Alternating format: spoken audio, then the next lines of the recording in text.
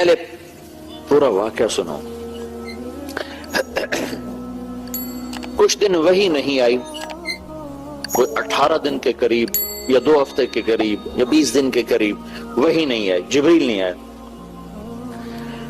اچھا ایک اور چیز بھی اس میں اضافی طور پر، کئی نبی ایسے ہیں 1.25 لاکھ میں جن کے پاس جبریل زندگی میں صرف ایک ہی دفعہ آئے اور اس کے بعد آئے ہی کوئی نہیں.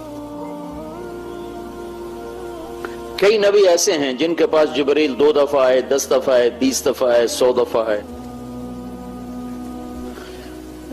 ابراہیم علیہ السلام جیسی شخصیت، کتنے بڑے نبی ہیں، نبیوں کے دادا اور دادا، 4000 نبیوں کے باپ اور اللہ کے محبوب کے دادا، ان کے پاس جبریل علیہ السلام 14 دفعہ آئے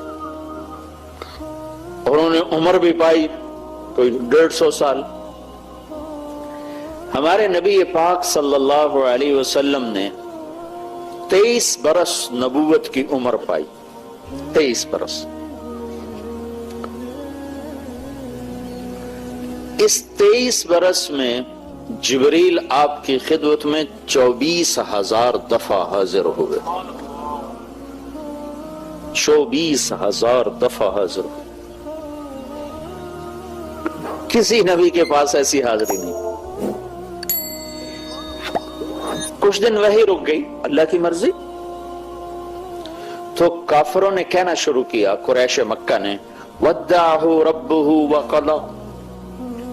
ہم تو پہلے ہی کہتے تھے یہ ایسے ہی اپنی طرف سے گھڑ گھڑ کے سناتا ہے، اب سنائے. اب کیوں نہیں سناتا؟ جس رب کا یہ دعویٰ کرتا ہے کہ میرا ایک رب ہے، وہ رب اس سے ناراض ہو گیا ہے اور اس رب نے اس کو چھوڑ دیا ہے. ودعہ چھوڑ دیا، قلا ناراض ہو گیا. یہ 2 لفظ مکے والوں کی زبان پہ آ گیا، ودعہ وقلا، ودعہ وقلا. اس کا رب جس کا یہ دعوے دار ہے اس نے چھوڑ دیا ہے اور وہ اس پہ ناراض ہو گیا ہے. تو آپ کو اس کا بڑا صدمہ. اچھا اپنوں کی بات کا صدمہ اور زیادہ ہوتا ہے. اپنوں سے کوئی بات سخت مل جائے تو دکھ اور ہوتا ہے. منصور حلاج کو لے جا رہے تھے مقتل کی طرف قتل کرنے، تو لوگ ان کو پتھر مار رہے تھے، وہ چپ کر کے جا رہے تھے. تو شبلی رحمت اللہ علیہ نے ایک کنکر اٹھا کے ایسے پھینکا تو ان کو لگا، تو انہوں نے کہا ہائے ہائے. تو لوگوں نے کہا بھائی تو عجب آدمی ہے، اتنے پتھر سہ کر تم نے اف نہ کی اور اس کے کنکر پر تیری ہائے کیوں نکلی؟ کہا یہ میرا اپنا ہے، یہ مجھے جانتا ہے، تم مجھے جانتے نہیں ہو، اس لیے ہائے نکلی.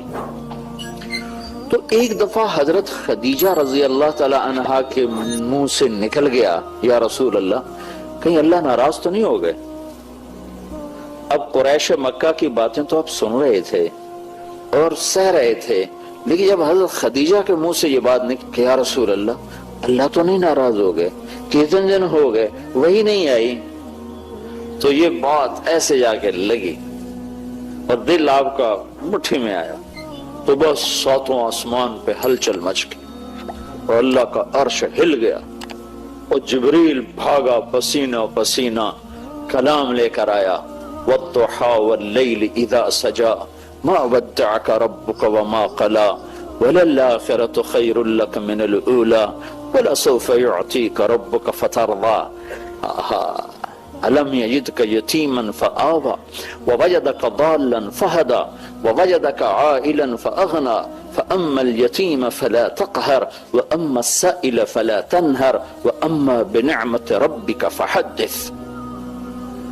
پہلے ایک نفسیات آپ غور فرمائیں.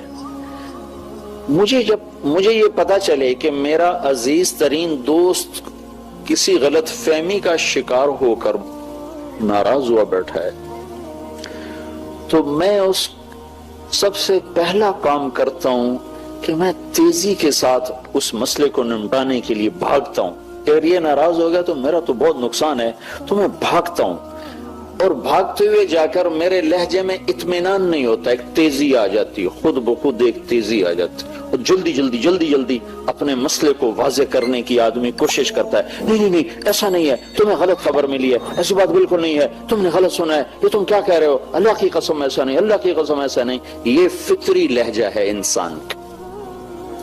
یہ جو سورۃ والضحیٰ ہے یہ اس لہجے میں نازل ہوئی ہے کہ جبریل پسینے پسینے آیا ہے اور بھاگا ہوا آیا ہے، اور اللہ کے نبی کا سینہ تنگ ہوا پڑا ہے، اور اس کو صاف کرنے کے لیے اور اس غبار کو دھونے کے لیے جبریل آ کر کہہ رہا ہے، یا رسول اللہ، آپ کا رب کہہ رہا ہے والضحیٰ واللیل اذا سجا ما ودعک ربک وما قلی وللآخرۃ خیر لک من الاولی ولسوف یعطیک ربک فترضی۔ تیزی پڑی ہوئی ہے، تیزی پڑی ہے جبریل کو کہ جلدی جلدی وہ غبار دھو دیا جائے۔ والضحیٰ، مجھے روشن دن کی قسم، واللیل اذا سجا، مجھے چھا جانے والی رات کی قسم، سیاہ رات کی قسم، ما ودعک ربک، تیرے رب نے تجھے بالکل نہیں چھوڑا، وما قلا، تیرا رب تجھ پہ بالکل ناراض نہیں ہے۔ دوسرا ترجمہ، والضحیٰ، مجھے تیرے روشن علم کی قسم، واللیل اذا سجا، مجھے تیری ستاری کی چادر کی قسم جس میں تو امت کے گناہگاروں کو چھپا لیتا ہے، تیرے رب نے تجھے بالکل نہیں چھوڑا، تیرا رب تجھ پہ بالکل ناراض نہیں ہے۔ تیسرا ترجمہ، یہ سارے ترجمے امام رازی نے کیے، بہت بڑا آدمی ہے، بہت بڑا آدمی ہے تفسیر کا۔ تیسرا ترجمہ سب سے خوبصورت ہے اور اگلے مضمون کے ساتھ اس کی مطابقت سب سے زیادہ ہے، والضحیٰ، اے میرے محبوب، مجھے تیرے روشن چہرے کی قسم، والضحیٰ، مجھے تیرے روشن چہرے کی قسم، واللیل اذا سجا، مجھے تیری سیاہ زلفوں کی قسم، ما ودعک، میں تجھ پہ ناراض ہو سکتا ہوں، تیری خاطر تو کائنات بنا ہے، تجھے ہی ناراض کر دوں، تجھ پر ہی ناراض ہو جاؤں، تیرے لیے تو مجلس سجائی۔ ما ودعک ربک، نہیں بھلا تم پہ ناراض ہو سکتا، میں تمہیں چھوڑ سکتا ہوں، میں تمہیں چھوڑ سکتا ہوں، ساری کائنات چھوڑ سکتا ہوں، تمہیں تو نہیں چھوڑ سکتا۔ وما قلا، میں تم پہ ناراض ہو نہیں سکتا۔ السلام علیکم، گائیڈڈ نور لا رہا ہے آپ کے لیے مولانا طارق جمیل کے نیو بیان۔ مولانا طارق جمیل کے اولڈ اور نیو بیان سننے کے لیے ہمارے چینل کو سبسکرائب کریں اور بیل آئیکن کو ضرور پریس کریں تاکہ آپ کے آنے والے نئے بیان آپ کو مل سکے۔ شکریہ۔ بلکہ ساری کائنات میری رضا طلب کرتی ہے، میں تیری رضا چاہتا ہوں۔ وَلَسَوْفَ يُعْتِيكَ رَبُّكَ فَتَرْضَى، یہ آیت ہمارے نبی کی شان میں سب سے بلند ہے کہ اللہ پوری کائنات سے کہتا ہے مجھے راضی کرو، اور خود کہتا ہے میرا محبوب میں نے تمہیں راضی کرنا ہے۔ وَلَسَوْفَ يُعْتِيكَ رَبُّكَ فَتَرْضَى، اور یہ جو فا ہے یہاں، فا اس نے کمال کر دیا ہے، یہاں وہ خوبصورت منظر قائم کر دیا ہے کہ لاکھوں کروڑوں کتابوں میں وہ مضمون نہ سمائے جو ایک حرف، لفظ بھی نہیں، ایک حرف فا، وَلَسَوْفَ يُعْتِيكَ رَبُّكَ فَتَرْضَى، اے میرے محبوب میں نے تمہیں راضی کرنا ہے، میں تمہیں اتنا دوں گا کہ تو راضی ہو جائے۔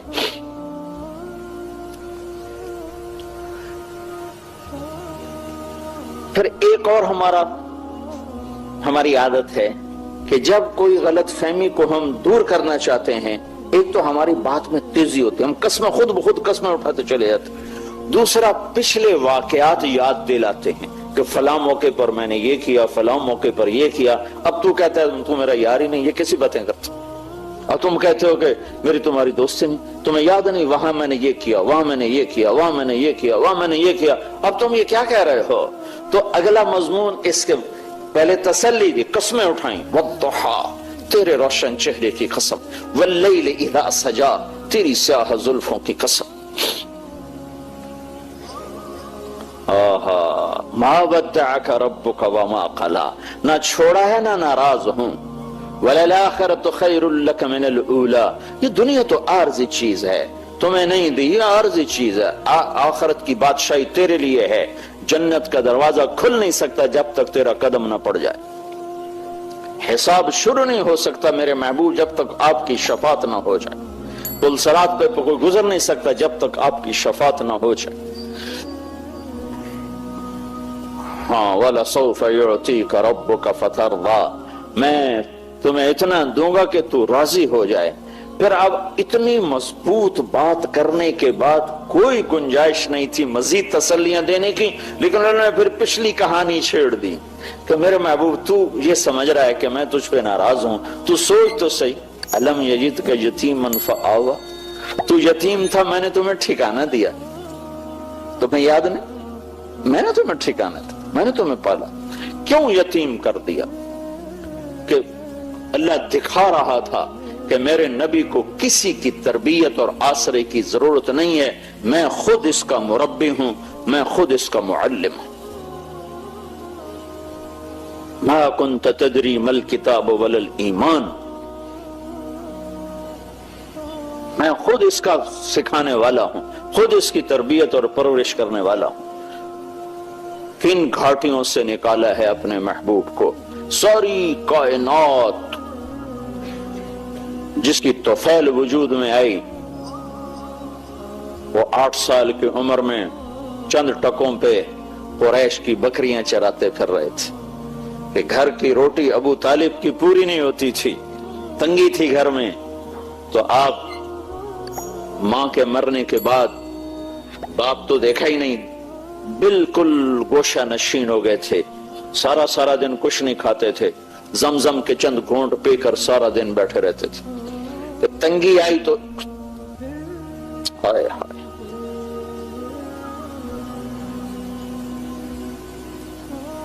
جس کے وجود کی قسمیں کھائے لعمرک، جس کے چہرے کی قسمیں کھائے والضحى، جس کی زلفوں کی قسم کھائے واللیل اذا سجا، جس کے شہر کی قسم کھائے وہذا البلد الامن، جس کے بول کی قسمیں کھائے وقیلہ یا رب ان ہؤلاء قوم لا یؤمنون.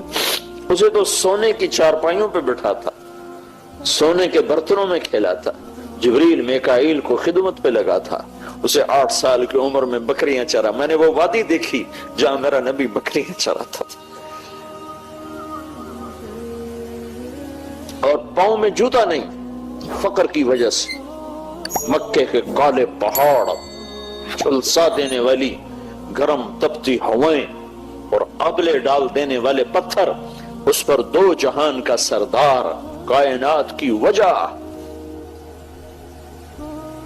محمد و احمد، طٰہٰ یاسین، شاہد اور مبشر، نذیر اور داعی اللہ، اور سراج منیر، اور مزمل اور مدثر ننگے پاؤں بکریاں چراتے تھے. کہ چچا نے پالا تھا، اس کے گھر میں فقر تھا، روٹی پوری نہیں ہوتی تھی. ننگے سر، سخت دھوپ میں، اتنا کپڑا نہیں ہے کہ سر کے اوپر ڈال کے اپنے آپ کو دھوپ سے بچا سکے.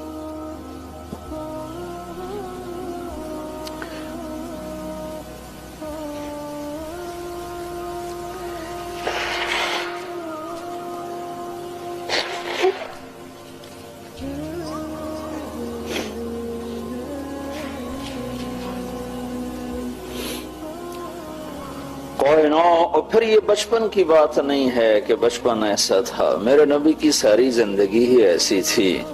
مدینہ تو حکومت قائم ہو چکی ہے، اور مدینے کی رات ہے، اور اللہ کے نبی چارپائی پر لیٹے ہوئے ہیں، ہم عائشہ برابر لیٹی ہوئی ہیں، اور آپ کبھی ایسے کروڑ بدلتے ہیں، کبھی ایسے کروڑ بدلتے ہیں، کبھی ایسے ہو جاتے ہیں، کبھی ایسے ہو جاتے ہیں. پھر ایک دم آپ نے آگے ہو کر وہ چارپائی کی جو لکڑی ہوتی ہے جس کے اوپر بان بنا ہوتا ہے، اس کے اوپر اپنے پیٹ کو ایسے ٹکایا اور ایسے نیچے لٹک گئے، نیچے کی طرف پیٹ پر پریشر ڈالا، اس لکڑی کا پریشر ڈالا اور نیچے جھک. تو عائشہ اٹھ کے بیٹھ گئیں. یا رسول اللہ، کیا ہوا؟ اب کیا کر رہے ہیں؟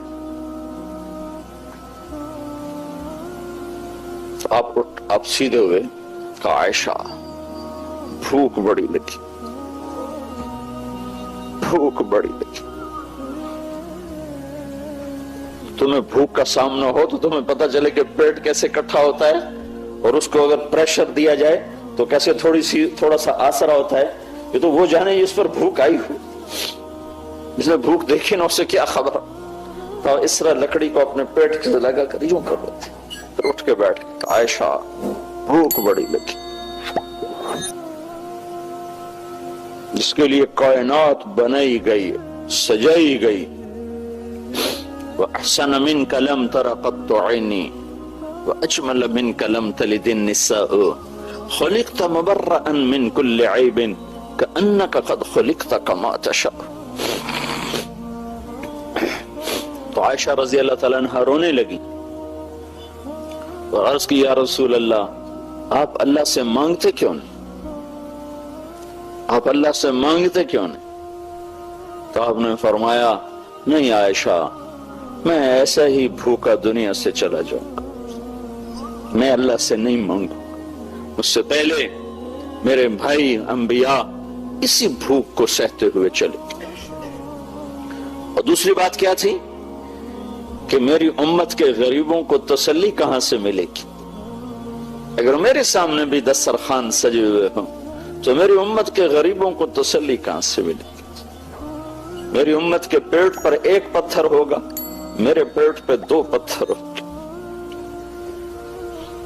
میری امت کی بھوک سے میری بھوک زیادہ ہوگی، میری امت کی اولاد سے میری اولاد زیادہ قربان ہوگی۔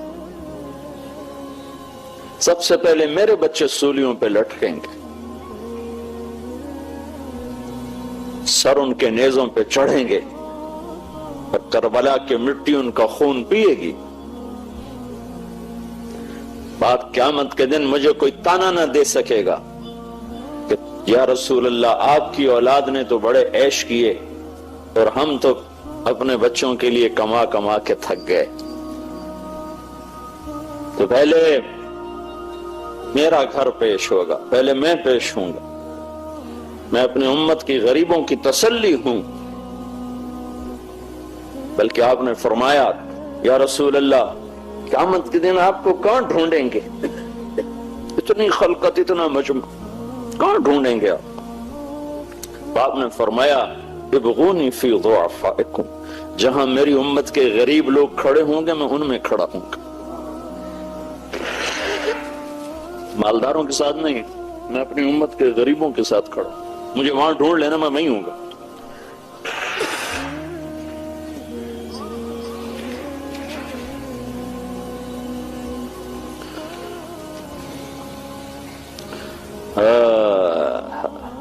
الم یجدک یتیما فآوی۔ اب اللہ تعالیٰ پچھلے احسان یاد دلا رہا ہے دلداری کے لیے۔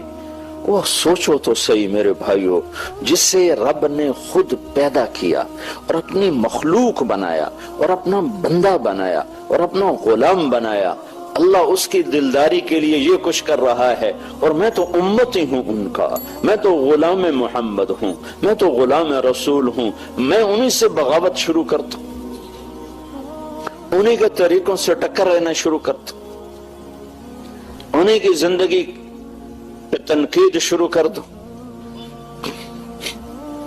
تو مجھے ان کی شفاعت کیسے نصیب ہوگی؟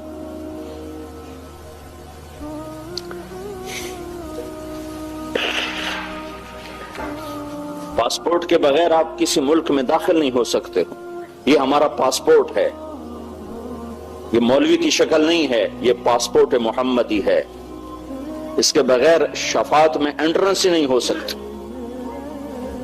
داخلہ نہیں ہو سکتا۔ اپنی عزت غلامی رسول میں سمجھو، اپنی بڑائی غلامی رسول میں سمجھو کہ محمد سے وفا تو نے تو ہم تیرے ہیں، یہ جہاں چیز ہے کیا لوح و قلم تیرے ہیں۔ الم یجدک یتیما فآوی، میرے محبوب تمہیں یاد نہیں تو یتیم تھا، تو میں نے تمہیں پالا، میں نے تمہیں ٹھکانہ دیا، تو اب تو بتا بھلا میں تم سے ناراض ہو سکتا ہوں؟ وَوَجَدَكَ ضَالًّا فَهَدَىٰ، تو میری طلب میں حیران تھا، پریشان تھا، تو میں نے اپنا آپ تیرے اوپر کھول دیا، میں نے تجھے اپنا آپ ملا. ابراہیم علیہ السلام کو تو اللہ نے کائنات دکھائی. وَكَذَلِكَ نُرِي إِبْرَاهِيمَ مَلَكُوتَ السَّمَاوَاتِ وَالْأَرْضِ لِيَكُونَ مِنَ الْمُوقِنِينَ. ہم نے ابراہیم کو اپنی کائنات دکھائی, کائنات. اور اپنے حبیب کو کیا کیا؟ ثُمَّ دَنَا فَتَدَلَّى فَكَانَ قَابَ قَوْسَيْنِ أَوْ أَدْنَى. اپنے حبیب کو اپنا آپ دکھا دیا. خلیل اللہ کو کائنات دکھائی اور حبیب اللہ کو اپنا آپ دکھا دیا. واہ واہ, کیا کمال ہے, کیا بلندی ہے. موسیٰ علیہ السلام پہ ایک تجلی پڑی, 40 دن ہوش نہیں آیا. عرشوں سے تجلی چلی اور موسیٰ علیہ السلام پر نہیں آئی, پہاڑ پر آئی. پہاڑ سے ہوتی ہوئی موسیٰ علیہ السلام پر آئی تو پہاڑ جعلہ دکا, پہاڑ ریت بن گیا. اور موسیٰ علیہ السلام خر موسیٰ صاعقہ, موسیٰ علیہ السلام 40 دن بے ہوش پڑے رہے. اور ادھر 7 آسمان سکیڑ دیے اور سدرۃ المنتہا بھی اسٹیشن بنا دیا. اور جبریل کے بھی وہاں آگے پر جلنے لگے کہ یا رسول اللہ اس سے آگے 1 فٹ نہیں جا سکتا, جل کے راکھ ہو جاؤں گا. وہ گئے, پھر عرش کھلا, عرش کے دروازے کھلے, پھر عرش کے اوپر 70,000 نور کے پردے اٹھے اور اللہ اور حبیب اللہ آمنے سامنے ہو گئے. کتنی طاقت ہے, کتنا ظرف ہے. اگر اللہ اپنی ایک تجلی سیدھی ڈال دے نا کائنات پر, سیدھی, تو ساری کائنات راکھ ہو جائے, راکھ ہو جائے. تو اللہ نے اپنے حبیب کو کہاں سے لفظ لوں, اشارہ کہاں سے لوں, اس سے آگے تو میرے پاس اشارہ کوئی نہیں. کتنا بڑا ظرف اور سینہ دیا کہ صرف ایک تجلی نہیں, اپنا آپ ہی ظاہر کر دیا. اور وہ تجلیات ساری اندر جا رہی ہیں اور ہضم ہو رہی ہیں. تو عرش بھی آپ کے آگے سکڑ گیا, آسمان 7 سکڑ گئے, کرسی سکڑ گئی, عرش فرش لوح قلم کرسی شرق غرب شمال جنوب مقام مصطفیٰ کے سامنے سکڑ کے ذرہ بن گئے. صرف دیدار نہیں ہو رہا, کلام بھی ہو رہا ہے, بات ہو رہی ہے. التحیات للہ والصلوات والطیبات. یا اللہ میری جان تیرے لیے, میری بندگی تیرے لیے, میرا مال تیرے لیے. تو آگے سے جواب آ رہا ہے السلام علیک ایھا النبی ورحمۃ اللہ وبرکاتہ. اے میرے محبوب تیرا رب تمہیں سلام پیش کرتا ہے.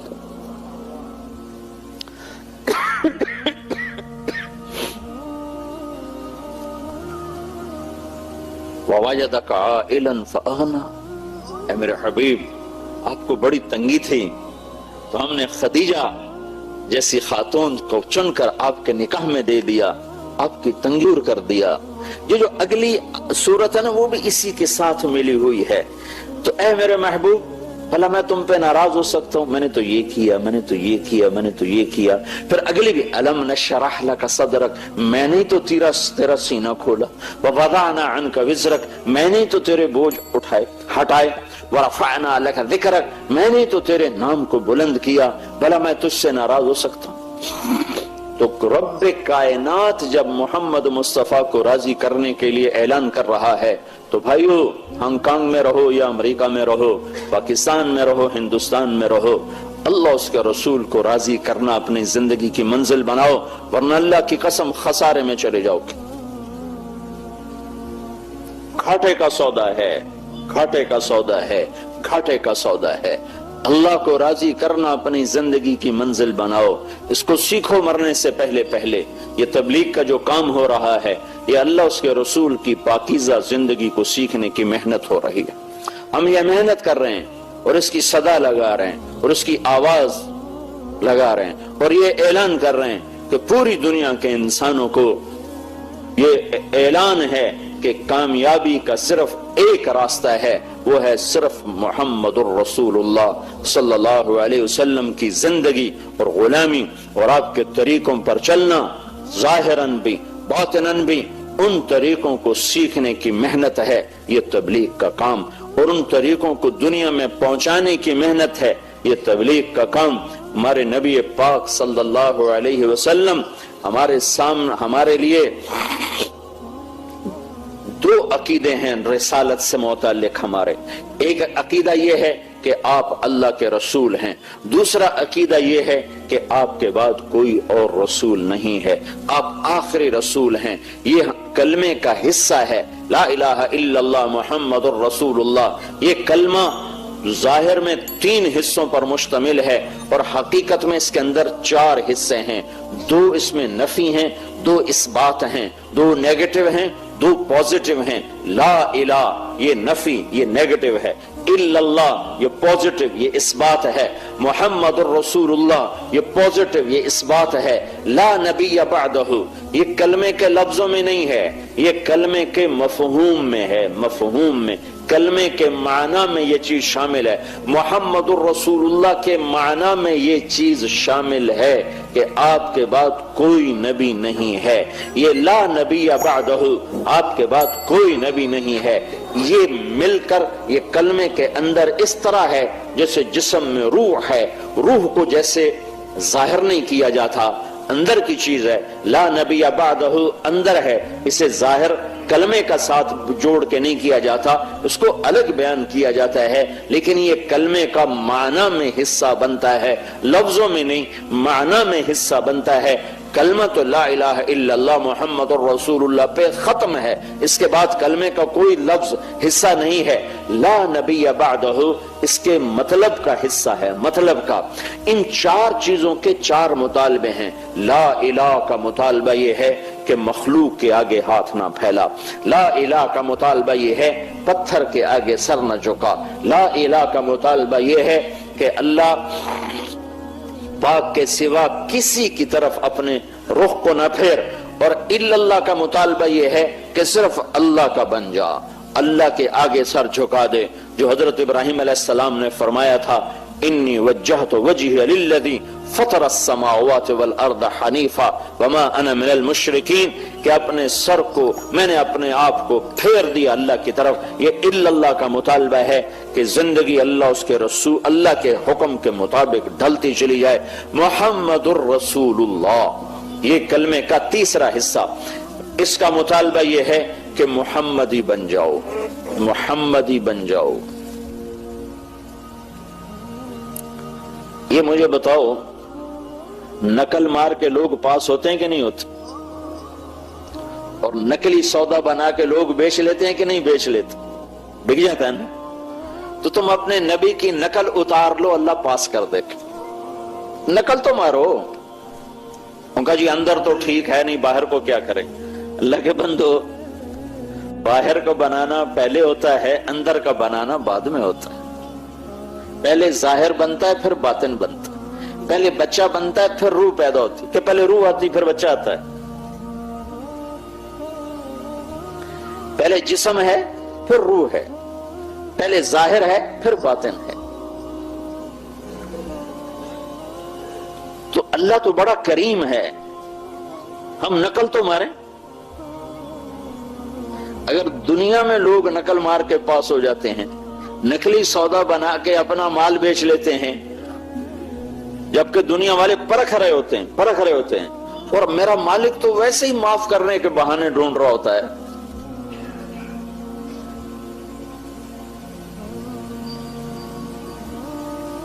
محشر کے میدان میں ایک آدمی کی ایک نیکی کم پڑ جائے گی تو اللہ تعالیٰ فرمائیں گے ایک نیکی لیا تجھے معاف کر دوں. وہ کہے گا چلو ایک نیکی تو مل ہی جائے گی. تو اپنی اماں سے بات کرے گا، اماں ایک نیکی تو دے. وہ کہے گی توبہ توبہ میں کتھوں دے ہوں، میں تو آپ بڑی لوڑ ہے. تو پھر وہ کہے گا چلو ابا ایک نیکی دے دے. ابا کہے گا پترا کہیں ہور نال گل کر، میں نے آپ آج بڑی لوڑ ہے. تو بیوی سے بات کرے گا، بچوں سے بات کرے گا، سب منکر ہو جائیں گے. کہے گا ہائے ایک نیکی سے مار کھا. تو اس کی ہائے اور اس کی پریشانی پر ایک آدمی اس سے پوچھے گا بھائی تیرا کیا مسئلہ ہے، کیوں پریشان؟ کہے گا بھائی ایک نیکی کھٹ گئی، ایک نیکی گھٹ گئی، اس کی وجہ سے اب میرے لیے جہنم ہے، کوئی دینے کو تیار نہیں. وہ کہے گا تجھے مبارک ہو، تیرا کام بن گیا. کہے گا کیسے بن گیا؟ کہے گا میرے پاس ہے یہ ایک، میرے تو کسی کام دی ہے، ہوئے تامی لیتر نہ ہوئے تامی لیتر، تو میں تیرے حق میں دستبردار ہوتا ہوں، تجھے دیتا ہوں۔ وہ تو چھلانگی لگاتا ہوا کہ اللہ میرا کام بن گیا، میرا کام بن گیا۔ وہ کیویں بن گیا تیرا کام، کیویں بن گیا؟ تو وہ کہے گا یا اللہ وہ فلاں آدمی کہہ رہا ہے کہ میں تمہیں نیکی دیتا ہوں، کہا اس کو بلاؤ، وہ بھی آ جائے گا۔ تو اللہ تعالیٰ اس سے فرمائیں گے تم اس کو نیکی دیتے ہو؟ کہا جی دیتا ہوں۔ کیوں دیتے ہو؟ آج تو ماں نہیں دیتی۔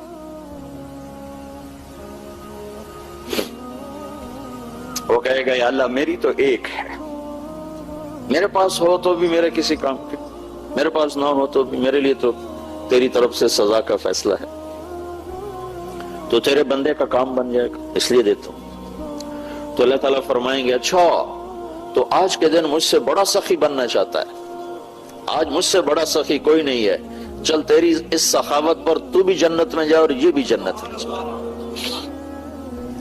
تو بھائی اللہ تو بہانے ڈھونڈتا ہے، ہم اسی کی نقل اتاریں گے جس کے ہاتھ میں جنت کی چابی، چاہے ہمارا اندر کتنا ہی گندا ہو۔ اندر میں پاخانہ ہے تو کپڑے بھی میلے پہن لو، کیوں بھائی؟ اندر میں جو پیشاب اور خانہ ہے کپڑے بھی میلے پار، نہ استری کرو نہ دھوو، ایویں ہی پائی رکھو ساتھوں طرح، نہ نہاؤ نہ دھوو، چونکہ اندر تو گندا ہے تو باہر کو صاف رکھ کے کیا کرنا؟ روزانہ نہانے بیٹھ جاتے ہو، کیوں نہاتے ہو؟ اندر تو تمہارے پخانہ بھرا ہوا ہے تو تمہارے نہانے کا کیا فائدہ؟ اندر تو تمہارے پیشاب بھرا ہوا ہے تو تمہارے چٹے کپڑے اندر کی فائدہ؟ ارے بھائی ظاہر کو بناؤ تو اندر بھی اللہ بنا دیتا ہے۔ نقل اتارو، محمد الرسول اللہ جب کہا ہے صلی اللہ علیہ وسلم تو تمہارے روپ میں نظر آنا چاہیے۔ صرف ایک مہر لگتی ہے اور چیز 100 روپے کی 1 لاکھ کی ہو جاتی، صرف ایک مہر لگنے سے۔ کسی برانڈڈ چیز کی قیمت صرف اس کی مہر پر، صرف مہر پر، عام دکان عام فیکٹری سے مال بنا ہوتا ہے، عام فیکٹری کا مال بنا ہوتا ہے، اور وہ کمپنی اپنی مہر لگا کر 100 روپے کی چیز 1 لاکھ میں بیچتی ہے اور لوگ خوشی سے لے رہے ہوتے ہیں، حالانکہ وہی چیز دوسرے بازار میں 100 روپے کی بک رہی ہوتی ہے، وہی چیز ہوتی ہے، صرف مہر بدلتی ہے۔ مہر، یہ مہر ہے، مہر لگاؤ۔ میرا تمہارا کائنات کا نبی معاذ بن جبل کو یمن چھوڑنے کے لیے الوداع کہہ رہا ہے، دل جدائی کے لیے تیار نہیں ہے، تو چھوڑتے چھوڑتے 7 میل پیدل ساتھ چلتے گئے، 7 میل پیدل چلے، یہاں تک کہ آثار آبادی کے سارے ختم ہو گئے، سامنے یمن کا ویران راستہ آ گیا، پھر آپ کھڑے ہو گئے، پھر آپ نے کہا معاذ عطا اللہ تلقانی بعد عامیہ، میں تمہیں ان الفاظ کا درد نہیں بتا سکتا، ان الفاظ کا درد نہیں بتا سکتا، اے معاذ یہ تیری میری آخری ملاقات ہے، جب تو واپس آئے گا لعلک تمر بقبری ومسجدی ھذا، جب تو آئے گا مجھے نہیں پائے گا، میری قبر دیکھے گا، میری مسجد دیکھے گا، میں نہیں ہوں گا۔ فبقى معاذ جشعاً لفراق رسول اللہ صلی اللہ علیہ وسلم، تو معاذ رضی اللہ عنہ پھٹ پڑے، جشعاً صرف روئے نہیں، پھٹ پڑے، اس کو کہتے ہیں جشعاً، یہ کیفیت ہو گئی، زور زور سے رونے لگے۔ یہ معاذ ہے، معاذ۔ تو اللہ کے نبی ان کو روزہ دے کر خود بھی رونے لگے، پھر اپنے آنسوں سے چھپانے کے لیے کہ کہیں اور نہ روئے، پھر آپ نے منہ مدینے کی طرف پھیر لیا، ثم اقبل بوجهه نحو المدینہ، تو اپنے منہ ادھر کر لیا، پشت معاذ کی طرف کر دی اور کہا معاذ ان اول الناس بالمتقون من كانوا وحيث كانوا، معاذ غم نہ کر، یہ جدائی عارضی ہے، قیامت کے دن میرے سب سے قریب تقوی والے ہوں گے، جہاں رہیں جہاں مریں، اس کی فکر نہ کر، قرب ہوگا قیامت کے دن۔ یہ اتنا بڑا آدمی ہے معاذ بن جبل، اور اس کو سمجھا رہے ہیں جیسے چھوٹے بچے کو سمجھا جاتا ہے، معاذ زبان پہ قابو رکھنا، زبان پہ قابو رکھنا، سب سے زیادہ دین کو بگاڑنے والا عمل یہ زبان ہے، شراب نہیں، زنا نہیں، چوری نہیں، ڈاکہ نہیں، سود نہیں. وہ ساری دنیا سود پہ کام کرتی ہے، ساری دنیا زنا کر رہی ہے، یہ ساری دنیا شراب پی رہی ہے، یہ ساری دنیا گانے سن نہیں، لیکن ایک کام ساری دنیا کو پھنسایا ہے، وہ یہ ہے 32 دانتوں کے اندر یہ وہ زہر ہے جو ہڈیوں کو بھی سوختہ کر دیتا ہے اور جلا کے راکھ کر دیتا ہے، اور یہ وہ درد ہے جو موت پر بھی نہیں چھوٹتا ہے. معاذ زبان معاذ بولے یا رسول اللہ ان آخذ بما نقول، کیا زبان کے بول پر بھی پکڑے جائیں گے؟ ہاں، زبان کا بول. حضرت عائشہ نے پوچھا یا رسول اللہ آپ کو سب سے زیادہ تکلیف کہاں ہوئی؟ طائف والوں نے مجھے بہت پتھر مارے، بہت تکلیف. جب طائف کا وفد کلمہ پڑھنے کے لیے آیا تو اللہ کے نبی نے استقبال کیا، مسجد میں خیمے لگوائے، کھانے میں شریک ہوتے تھے. ایک رات کھانے میں نہیں آئے، دیر ہو گئی تو آ کے معذرت کی کہ میرا کچھ قرآن پڑھنا باقی رہ گیا تھا تو میں آپ کے ساتھ شریک نہیں ہو سکا. پتھر مارنے والوں کا استقبال، پتھر مارنے والوں کے لیے خیمے، پتھر مارنے والوں کے لیے دسترخوان. اور میرا نبی فتح مکہ کے لیے نکلا ہے اور عثمان کے قریب پہنچے ہیں، اور ادھر سے کچھ لوگ ہجرت کر کے آ رہے ہیں، عباس رضی اللہ عنہ کا خاندان. تو آپ نے کہا عباس بس تو آخری مہاجر، تیرے بعد ہجرت ختم. پھر اس میں 2 اور اشخاص ہیں، وہ بھی اہل البیت ہیں. ایک کوفی کا بیٹا ہے، ایک سایہ کا بیٹا ہے، ابو سفیان بن حارث، یہ بھی بنو ہاشم. عبداللہ بن ابی امیہ، یہ کوفی کا بیٹا، ایک کوفی کا ایک سایہ کا. انہوں نے اندر آنے کی اجازت چاہی تو اللہ کے نبی نے فرمایا مجھے ان کے اسلام کی کوئی ضرورت نہیں ہے، میں ان کا اسلام قبول نہیں کروں گا. کیوں یا رسول اللہ؟ آپ نے تو طائف کے پتھر کھانے والوں کا استقبال کیا، ان کا کیا قصور ہے؟ انہوں نے پتھر مارے تھے؟ نہیں. تیر چلائے؟ نہیں. کیا کیا تھا؟ زبان کے نشتر چلائے ہوئے تھے. تو آپ نے کہا یہ عبداللہ بن ابی امیہ وہی ہے. دیکھو زبان کے زخم معصوم ہستیوں کو کیسے زخمی کر دیتے ہیں. زبان کے لگائے ہوئے زخم، زبان کا چلا ہوا تیر نبی جیسی معصوم ہستی کو کیسے تڑپا دیتا ہے اور زخمی کر دیتا ہے. میرے نبی نے فرمایا، پہلے قصہ سنو. قریش مکہ نے آپ کو بلایا، کہا محمد صلی اللہ علیہ وسلم کام کر دے تو تجھے نبی مان لیں گے، لیکن تو نے ایک بات نہ مانی. اللہ کی قسم چڑھ جاؤ آسمان پر اور لے اپنے اللہ سے پرچہ، اس پر تیرے رب کی مہر ہو، اور تیرے ساتھ 4 فرشتے بھی اتریں اور آ کر کہیں یہ اللہ کی طرف سے پرچہ ہے کہ یہ محمد بن عبداللہ اللہ کا رسول ہے، میں تمہیں پھر بھی نبی نہیں مانوں گا. ہاں، سچے کو چھوٹا کہہ دو وہ بے موت مر جاتا ہے، دیانتدار کو راشی کہہ دو، رشوت خور کہہ دو وہ بے موت مر جاتا ہے، سچے تاجر کو خیانت والا کہہ دو وہ بے موت مر جاتا ہے. صرف گالی دینے سے دل نہیں ٹوٹتے. اتنے بڑے نبی کو اتنی بڑی بات، صاحب کا رنگ فق ہو گیا درد اور غم سے. یہ بات آپ کو نہیں بھولی. 15 سال گزر چکے ہیں یا 18 سال گزر چکے ہیں یا 10 سال گزر چکے ہیں، 8 سال تو یقیناً گزر چکے ہیں جو آپ مدینے سے آ رہے ہیں. آپ کہتے ہیں یہ عبداللہ وہی ہے جس نے مجھے زخم لگایا تھا، اور ابو سفیان یہ میرے تایا کا بیٹا یہ وہی ہے جو عرب کی مجلسوں میں کھڑے ہو کر میرے خلاف شیر کہا کرتا تھا. مجھے ان کا اسلام نہیں چاہیے.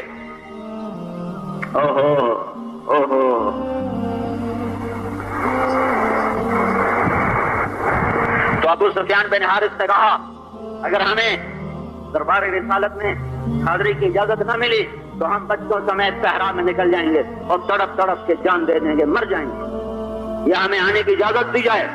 اب خاموش. ام سلمہ رضی اللہ تعالیٰ عنہا کا 2 جگہ پہ بڑا تاریخی کردار ہے، بہت عظیم کردار ہے.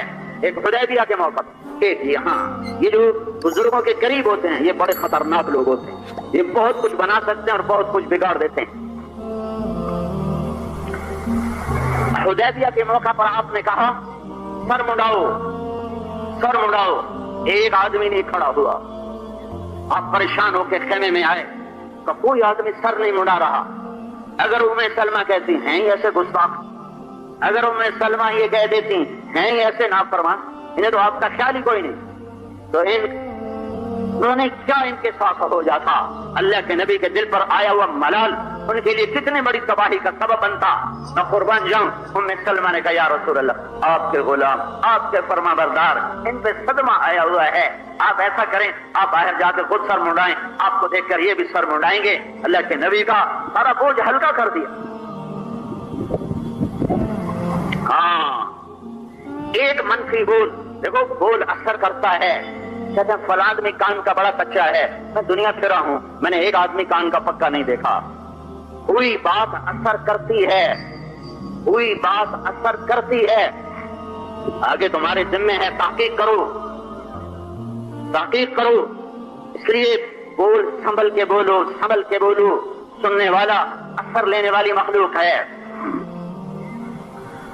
اس موقع پر ام سلمہ کہتی یا رسول اللہ واقعی یہ وہی ہیں جنہوں نے آپ کے ساتھ زیادتیاں کی تھیں اور جنہوں نے آپ کے دل کو دکھایا تھا, تو ان کا ایمان قبول نہ ہوتا, یہ جہنمی ہو کر مرتے.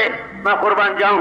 حضرت ام سلمہ نے عرض کی یا رسول اللہ ایک آپ کے چچا کا بیٹا, ایک آپ کی پھوپھی کا بیٹا, آپ تو صلہ رحمی کرنے والے ہیں, آپ تو معاف کرنے درگزر کرنے والے ہیں, آپ انہیں معاف کر. یہ بڑوں کے قریب رہنے والوں کا یہ کام ہوتا ہے. لیکن اب تو ساری محفلیں غیبت سے سجی ہوئی, غیبت سے گرما گرم, اس کی کمیاں ادھر اس کی کمیاں ادھر. دلوں یہ جو نیچے کے لوگ ہیں انہوں نے دلوں کو دھاڑ کے رکھ دیا ہے, آگ لگا دی ہے آگ. میں نے صرف مولانا سعید احمد خان صاحب رحمۃ اللہ علیہ کو دیکھا, نہ کسی کی کمی سنتے تھے نہ کرنے دیتے تھے, نہ اپنی تعریف سنتے تھے نہ کسی کی کمی کو کرنے دیتے تھے, خاموش کرا دیتے. بھڑک اٹھی ہیں محفلیں اس زبان کی لگائی ہوئی آگ سے. گھر جل گئے, گھر جل گئے, مسجدیں لپیٹ میں آئیں, کام لپیٹ میں آیا, مدرسے لپیٹ میں آئے, خانقاہیں لپیٹ میں آئیں. ایک گھر سے لے کر ایک فرد سے لے کر ساری امت ٹوٹ گئی, ساری امت. یہ کچھ چھوٹا کام نہیں ہے زبان کی لگام کھول دینا, یہ کوئی چھوٹا کام نہیں ہے.